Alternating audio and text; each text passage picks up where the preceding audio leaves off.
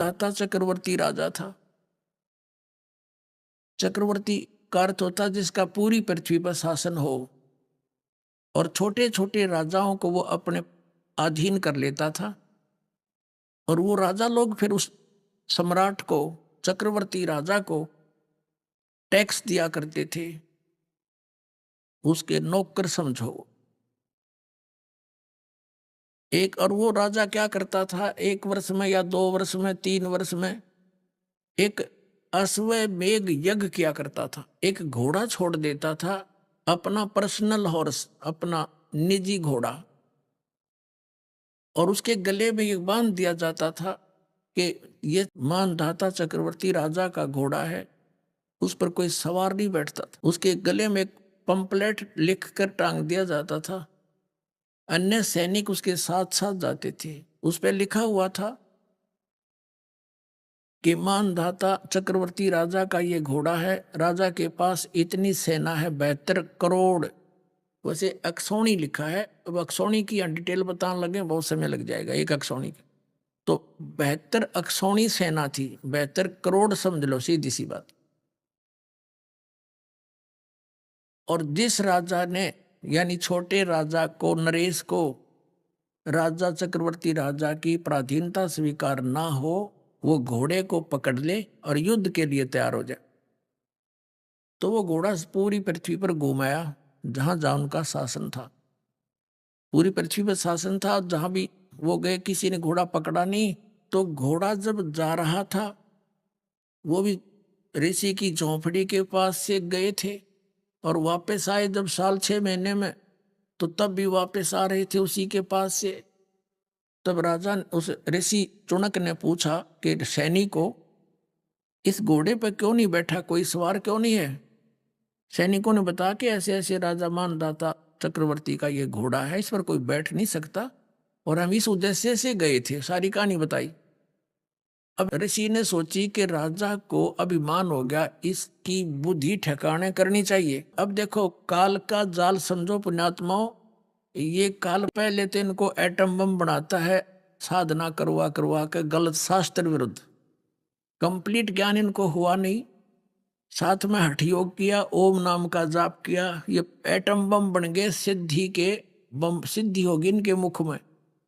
और रिमोट काल के हाथ में, वहां से रिमोट दबा दिया। इसके मन युग काल है, और इसका कंट्रोलर ये ब्रह्म है, मन का। तो चुनक ऋषि ने सोचा कि भाई अभिमान हो गया राजा को, इसकी सेटिंग करते हैं।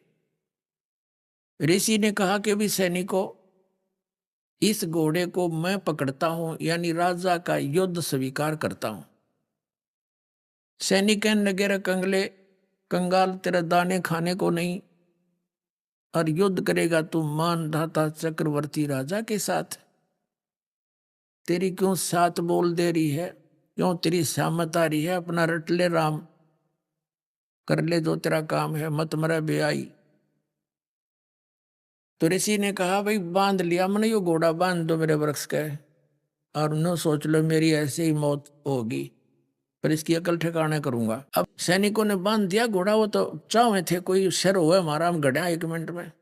राजा के पास गए और उसको संदेशा दिया कि जी आपका घोड़ा एक चुनक नाम के ऋषि ने बांध लिया। राजन, आज एक व्यक्ति ने आपकी बेइज्जती की है, कल दूसरा शीश उठाएगा। ये सैनिक राजनीति बताते हैं मंत्री लोग, इसको अभी बुराई को कहते हैं प्रारंभ में ही नष्ट कर देना चाहिए।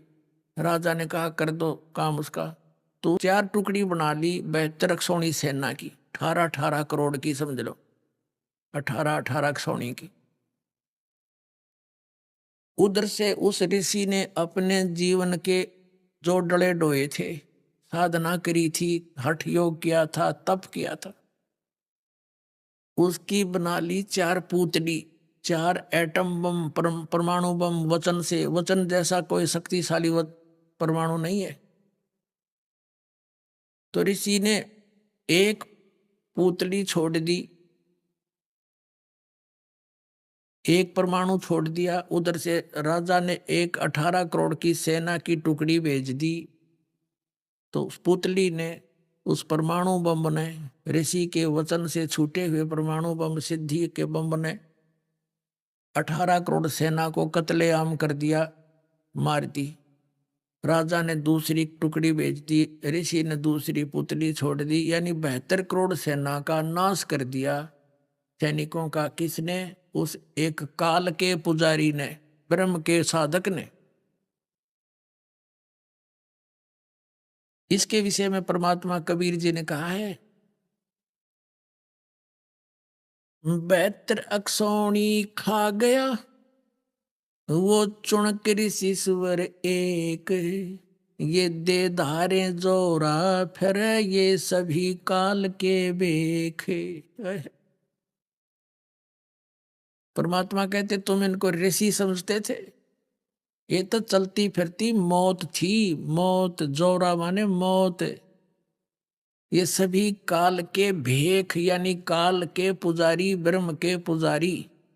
क्या कहा, कितनी मार्मिक बात कही है परमेश्वर कबीर जी ने, यानी उन्हीं से प्राप्त ज्ञान आदरणीय गरीबदास साहिब जी की वाणी से है ये। 72 अक्षौणी खा गया, ओए खा गया यू चुणक ऋषिश्वर एक। ऋषिश्वर यानी ऋषि ईश, और ऋषिश्वर यानी ऋषियों में सर्वश्रेष्ठ ऋषि के ये लक्षण है इस काल के पुजारी के। 72 करोड़ सेना खा गया, बता के सिर में दर्द था इसके। राजा अपना काम करते हैं वो करो, साधक का, संत ऋषि का अपना काम है, उसने अपना करना चाहिए। तो ये काल के भेख ये न्यो पंगे पावे, और काल इनके ऐसे नचाता है इन साधनाओं से। एक तरफ तो इसकी महिमा होगी, भाई चुनक जैसा ऋषि नहीं, सदपुरुष नहीं, उसने ऐसा कर दिया, सब जगह भयभीत हो गए, सब इसका आगे नतमस्तक हो गए, पाक गया चौधरी। अब परमात्मा ने क्या संज्ञा दी है इस नालायक व्यक्ति को कि 72 अक्षौणी खा गया, 72 करोड़ सेना ने खा गया, यो चुनक ऋषिश्वर एक खा गया, यो काल रूप में काल है, ये ऋषि है ऐसा दुष्ट। फिर कहते हैं दे धारे मौत फिरे, ये सभी काल के भेख है। और फिर दूसरी बात कही है कि दुर्वासा ऋषि थे, ऐसे ही हठ योग करके उसने सिद्धियां प्राप्त कर ली ओम नाम के जाप करके, और उसने द्वारका के बाहर जाकर बैठ गया। यादव ने उसके साथ मजाक कर दिया, और श्री कृष्ण का गुरु दुर्वासा जी अध्यात्म गुरु, संदीपनी उनका ज्ञान गुरु थे, अक्षर ज्ञान कराने वाले जैसे टीचर होते हैं। अध्यात्म गुरु उनके दुर्वासा जी थे। वो बैठ गया बनी में, गांव से बाहर छोटा जंगल होता था उसको बनी कहते थे, नगर से बाहर। बच्चों ने मजाक कर दिया, कहते हैं दुर्वासा ऋषि भूत भविष्य की सारी जानता है, चलो उसकी परीक्षा लेते हैं। तो बच्चों ने जाकर, बच्चे तो कहते पूरे लोग हो रहे थे, प्रद्युम्न का अनिरुद्ध भी उत्पन्न हो रहा था, फिर भी बकवाद किसी समय में भी आ जाती है। तो उन्होंने जाकर क्या कहा कि ऋषि जी, एक तो उसका नकली पति बना लिया, और प्रद्युम्न को एक गर्भवती औरत का सांग कर लिया, आगे पेट पे कढ़ाई बांध ली छोटी सी, छोंक छांक लान की हुआ कर, ऊपर के कपड़े गुद्दड़ सा बांध दिया, नरम नरम हाथ लागे देख लिया तो कदे सीधी कढ़ाई का ना लागे, कपड़े का उस लोहे की के ऊपर लोगड़ सी बांध के, यानी पूरा सांग बना के ले गए। उन्होंने पूछा कि महाराज जी, इनका गणे दिन में, यानी बहुत दिनों के बाद परमात्मा ने आस की है, और ये उतावले हो रहे हैं, ये जानना चाहते हैं लड़का होगा या लड़की। सुना है आप बहुत विद्वान पुरुष हैं, भूत भविष्य की बता देते हैं।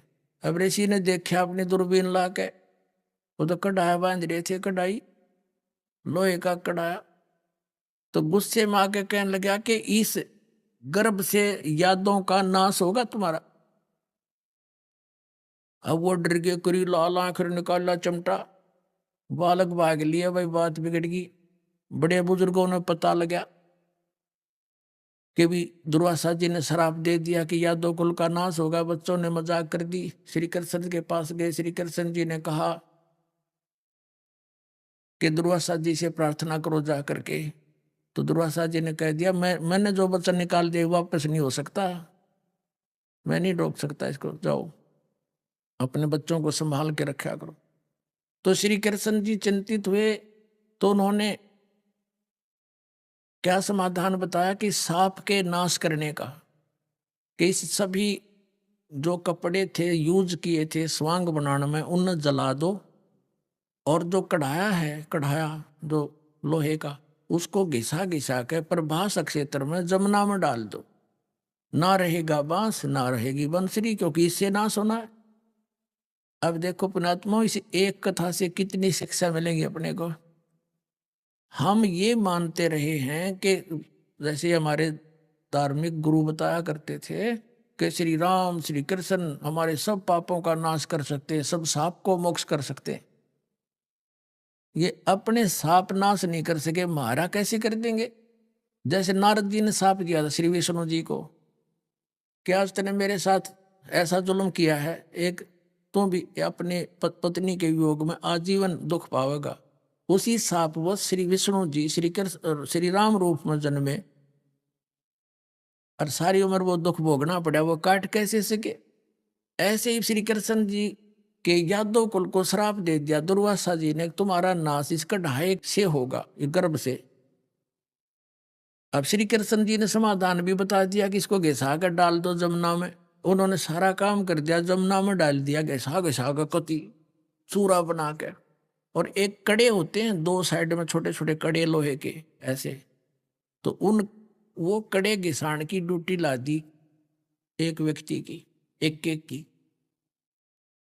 तो एक ने तो घिसा घिसू दिया, एक ने सोची कि सारा ये तो कढ़ाया घिस लिया, वो आलसी सा था, उसने थोड़ा बहुत घिसाया घिसाया, बाकी छोड़ दिया, फेंक दिया जमुना में। वो घिसा कर जमुना में डालना था, उन्हें सोची कौन देखा कर देने का, उसने वो वैसे डाल दिया। वो किसी मछली ने खा लिया, कोई खाद्य पदार्थ समझ के, चमकीला सा था।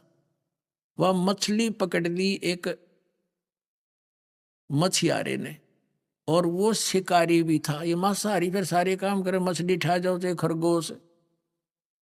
वो कौन था, वो सुग्रीव का भाई बाली था, जो श्री रामचंद्र जी ने उस बाली को वृक्ष की ओट लेकर धोखे मारा था। तब उसने कहा था, भगवान आप तो परिचित हो विधान से, आपने सामने आना था, जो सूरवीर था तो तू, आप अलग ऐसे धोखे से क्यों मारा, तेने बदला देना पड़ेगा मेरा। तो उसने कहा था, भाई ठीक है, तेरा बदला द्वापर युग में दूंगा। अब वही बाली वाली आत्मा एक शिकारी बना, पारधी बना, और उसने वह मछली पकड़ ली। वो मछली काटी तो उसमें चमकीली वस्तु पाई, लोहार सुनार दोनों को देखा। सुनार तो कहने लगा, भाई ये तो कोई इस्पात अच्छा है, इस्पात है, ले जा लोहार के पास। लोहार के पास ले गया, नो बोला भी, लोहार बोला भी बहुत अच्छा इस्पात है, तो इसका क्या बनवाना चाहता है। शिकारी ने कहा कि तू मेरे इस तीर का एरो बना दे, मेरे बाण का आगे का हिस्सा बना दे। उसने विषाक्त करके जहर में बुझा के और वो तीर का अगला हिस्सा बना दिया। अब उधर से दुर्वासा जी ने श्राप दे दिया कि कल यादव कुल का नाश होगा, और उधर से श्री कृष्ण जी ने समाधान बता दिया, इसने घिसा घिसूगा खत्म कर दो, कपड़ों को जला दो, ना रहेगा बांस ना बजेगी बांसुरी, यानी श्राप मुक्त। अब सब निश्चिंत हो गए, भाई बड़ी बढ़िया विधि बताई। अब दुर्वासा तो श्राप देकर चला गया। अब कुछ दिनों के बाद यो बीज उगना ही था श्राप का, अब वो फलीभूत होना था। नगरी में आपस में झगड़े, जवान हत्याएं, अपने आप मृत्यु होने लगी। तो ऐसे उपद्रव जब होते थे तो उस नगर के लोग संत ऋषि गुरुओं के पास जाते थे। श्री कृष्ण जी यादव कुल का गुरु थे और पांडवों के भी गुरु थे। अब श्री कृष्ण के पास फिर गया, सारे मौजिज मौजिज व्यक्ति इकट्ठे हो गए कि हे भगवान, नगरी में पता नहीं कौन सा पाप उदय हो गया, कोई किसी की बात सुनने को तैयार नहीं, शर्म लाज रही नहीं, जरा सी बात होती है कट लट्ठम लट्ठा हो मार डालते हैं, हत्याएं होने लगी, ये क्या कारण है। तब श्री कृष्ण जी ने बताया कि दुर्वासा का श्राप भाई फलीभूत होने जा रहा है। अब सब भयभूत हो गए कि भगवान फिर अब क्या होगा, इसका कोई समाधान बताओ। गुरुओं से ही पूछते। तो श्री कृष्ण जी ने कहा कि जमुना नदी में प्रभास क्षेत्र में जाओ और वहां स्नान करो, सारे नर यादव, यानी बच्चे से लेकर बूढ़े तक जाकर स्नान कर लो, तुम्हारा साप कट जाएगा, श्राप मुक्त हो जाओगे तुम। अब इस डर के मारे सभी यादव, 56 करोड़ थे उसमें, 56 करोड़ की जनसंख्या थी यादवों की द्वारका के अंदर।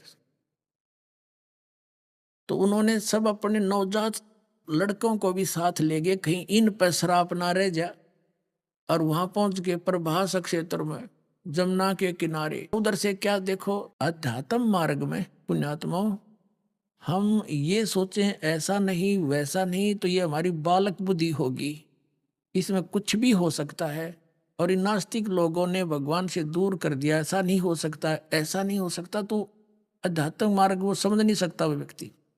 उधर से क्या हुआ कि वो जो कण लोहे के घिसा घिसा कर कढ़ाई के डाले थे पानी में, उस किनारे पर पड़ गए, और वो एक घास उग गया पठेरे जैसा, सरकंडे जैसा, और इतने तीखे पत्ते, जैसे आपने कुसा देखी हो। हमारा तो खूब अनुभव है, दास का जन्म एक किसान परिवार में हुआ, तो वह इतनी तेज पत्ती होती, पतली पतली पत्ती होती है, और उंगली का जरा सी लपेटा लग जा रहे से काट दे, वो आधी काट देती उंगली को, इतनी तेज पत्ते होते, घास होता है बिल्कुल।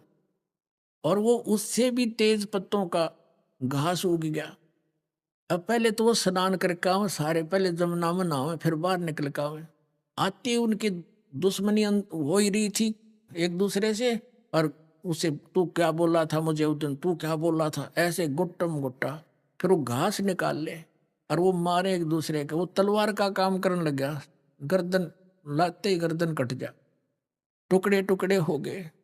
56 करोड़ यादव कटका मर गए। वहां पर गए थे साप नाश कराने, हो गया यादों का नाश। श्री कृष्ण के उस समाधान से, श्री कृष्ण जी के द्वारा बताए गए उस विधान साप नाश की विधि के जमुना में स्नान कर लो, तुम्हारा पाप कट जाएगा। पाप तो कटा नहीं, यादव जरूर कट गए। अपने आत्माओं ये ज्ञान समझना पड़ेगा। हमने जिनको हम भगवान मान रहे थे वो अपने कुल को नहीं बचा सके, आपकी रक्षा कैसे कर देंगे? वो साप नाश नहीं कर सकते, क्योंकि सुप्रीम पावर नहीं थे, वो कंप्लीट गॉड नहीं थे। और कंप्लीट गॉड यानी पूर्ण परमात्मा कबीर देव है, कबीर साहब है। ये हमारे सारे शराब भी नाश करेगा, साप भी नाश करेगा, और प्रारब्ध के अंदर आए हुए पाप भी नाश करेगा।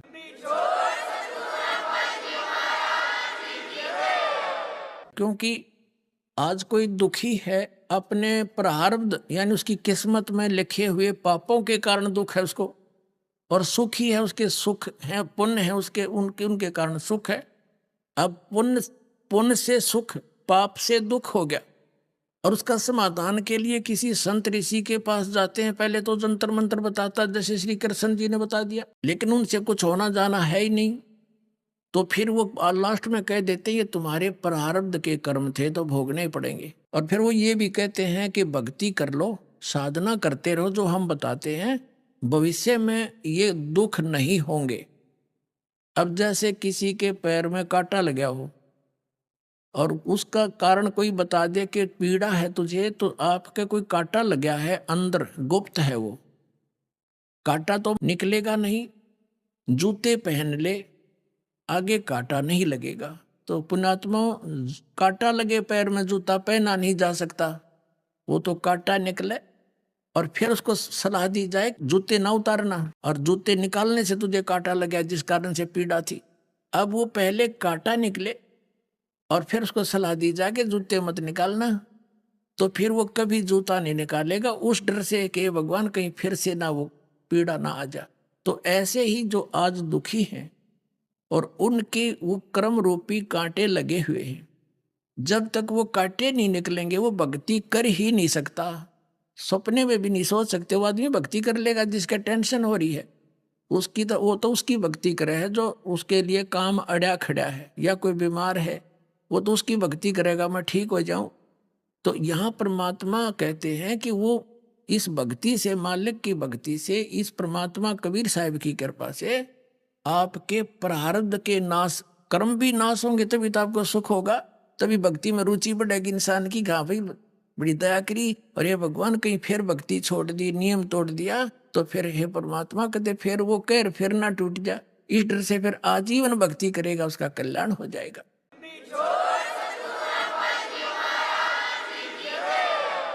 अब वो सारे के सारे यादव मर गए, कट के आपस में लड़ लड़ के कत्लेआम हो गया। 56 करोड़ यादव वहां रुद्र की कीच माचगी, यानी गारा बन गई, उनके इतना खून बह गया। अब कृष्ण जी निकले, फिर वहां से चले अपने घर से। विष्णु पुराण में लिखा है कि जो शेष बचे हुए थे यादव, जो मरे नहीं, क्योंकि लास्ट में कुछ तो बचेंगे जो उन और मार दिए, तो कुछ बचे हुए थे, अभी मरे नहीं थे, कंप्लीट नाश नहीं हुआ था। कहते हैं श्री कृष्ण ने वो पठेरा पाट दिया, सरकंडे उनके मूसल बन गए, मूसल वो उठाकर शेष बचे हुए यादों को उसने खुद मारा अपने हाथ से, और फिर वो जा लेटा एक वृक्ष के नीचे। अपने आत्मा विचार करो, वो वृक्ष के नीचे जा लेटा, उसके पैर, उनके पैर में एक पद्म था, चमकीली वस्तु थी, नेचुरल, कुदरती, क्योंकि ऊपर देवताओं के सभी के शरीर में जैसे तिल होते हैं ना, ऐसे होते हैं, उसके पैर में था। और वही शिकारी जिसने उस कढ़ाई के बचे हुए कड़े का तीर बनवाया था, एरो बनवाया था विषाक्त, वो सारा दिन का भटक रहा था। शाम आफ्टरनून हो गया था, बाद दोपहर, कोई शिकार मिला नहीं। उसने वृक्ष की झुरमट ऐसी नीचे को टहनियां लटकी हुई थी, उसमें श्री कृष्ण विश्राम कर रहे थे, पैर पे पैर रख कर लेट कैसे, तलवार सामने दिखाई देता। तो शिकारी ने सोचा कोई मर्ग बैठा है, उसकी आंख चमक रही है, अगर इधर से जाऊंगा यूं भागना जा, सारा दिन हो गए शिकार मिला नहीं। उन पत्तों के अंदर से तीर ठोक दिया विषाक्त, और श्री कृष्ण के पैर में जा लग गया, जहर से बुझावा। श्री कृष्ण जी कर रहा है, चिल्लाए मर गया मर गया। तो उस व्यक्ति ने, शिकारी ने सोचा भाई कोई व्यक्ति का लाग गया तो बात बिगड़ गई। सामने आकर देखा तो मुकुटधारी राजा श्री कृष्ण लेटे हुए हैं, तड़फ रहे हैं। तब उसने कहा भगवान मेरे से धोखा हो गया, मैंने जानबूझ कर नहीं मारा राजन। श्री कृष्ण जी ने कहा कि तेरा मेरा ये पिछला कोई लेन देन था, पिछला अकाउंट था, वो क्लियर कर दिया मैंने, कोई बात नहीं, तेरा कोई दोष नहीं। तब उस शिकारी ने पूछा जी कौन सा दोस्त, कौन सा लेन देन था, अकाउंट था? कि जब मैं रामचंद्र था और तू बाली था सुग्रीव का भाई, तो मैंने तुझे ऐसे धोखे से मारा था, आज तूने मुझे मारकर अपना बदला ले लिया भाई। अपने आत्माओं हम इन कथाओं ने रोज सुना करते, कदे बुद्धि में नहीं आई। फिर ये भगवान की से जब आप पे उथल पुथल हो रहे, ये खुद भी औरों को अपने पाप को ही भोग रहे हैं, तो दूसरों को क्या राहत देंगे? इस प्रकार उस पूरे यादव कुल का नाश हो गया। किस कारण से? एक दुर्वासा जी के श्राप से। और दुर्वासा जी कौन थे? ये काल के पुजारी, जिसके विषय में परमात्मा ने कहा दुर्वासा को पेता और समझने आई नीचे, 56 करोड़ यादव कटे ये मची रुद्र की कीचे। कितनी प्यारी परमात्मा ने परिभाषा बताई नकलियों की, कि तुम इन्हें मैं ऋषि कहो। कहते दुर्वासा कोपे, यानी दुर्वासा एक छोटे से मजाक ने, बालका ने मजाक कर भी दिया, इतना बेहुदा श्राप दिया करें, कितना नाश हो गया। 56 करोड़ यादव मर गए कट के, और रुधिर की कीच होगी, यानी गारा माच की 56 करोड़ आदमी। एक आदमी को कुत्ता मेरा दिखे सड़क के साथ, उसका खून कितना बह जाता है। अब क्या बताते हैं कि दुर्वासा क्रोधित हो गए और समझने आई नीच। नीच कहा परमेश्वर कबीर जी ने, से जिनको हम मैं ऋषि माना करते, एक बच्चों के जरा से मजाक से इतना जालिम वचन निकालते हैं। तो ये सारे जीवन में कट्ठे ये अड़ंगा करते हैं, इनके अंदर गोबर भरा होता है, और फेंकें क्या? ये यही फेंकेंगे हैं?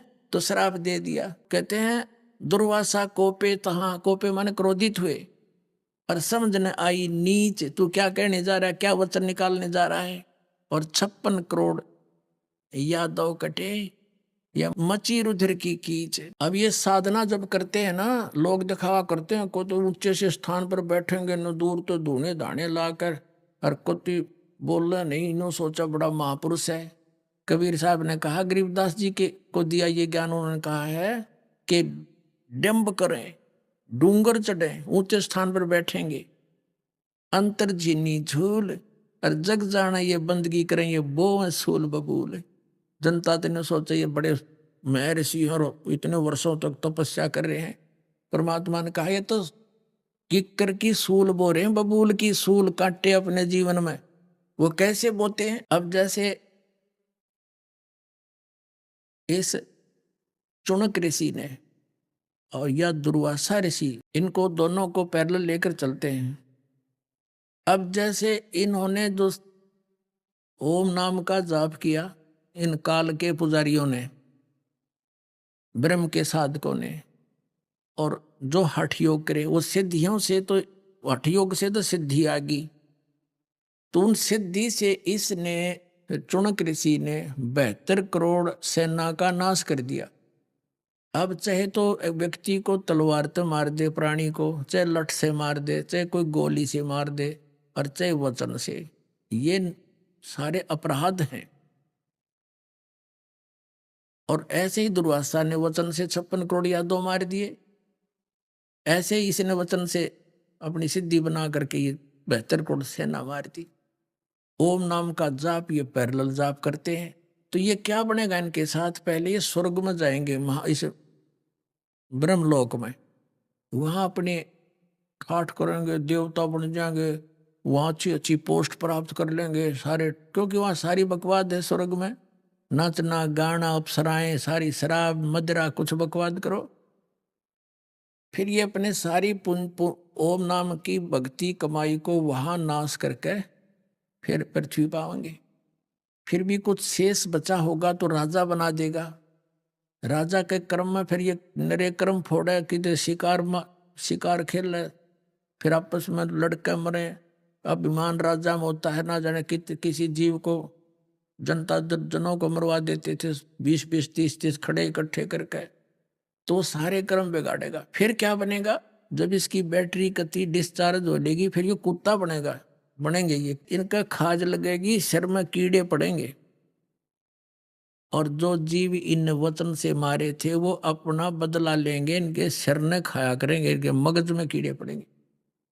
तो ये परमात्मा ने बताया है गीता अध्याय नंबर 7 के श्लोक नंबर 18 में। गीता ज्ञानदाता इसलिए कहता है कि ये ज्ञानी आत्मा है तो उद्धार, पर ये मेरे वाली अनुतम यानी कति निकृष्ट घटिया साधना में ही लीन रहे। अब जो दास आज कंसेप्ट क्लियर करना चाहता था वो तो ईव स्टार्ट करूंगा। इससे पहले तो यह भूमिका बनी है उस कंसेप्ट तक पहुंचने की। अब देखिएगा श्रीमद् भगवत गीता अध्याय नंबर आपको दिखाते हैं 7 का श्लोक नंबर 18 और 19।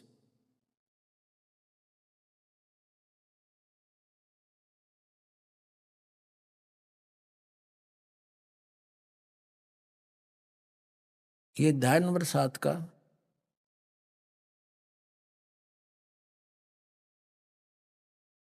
अध्याय नंबर 7 का हम श्लोक नंबर 18 लेंगे बस।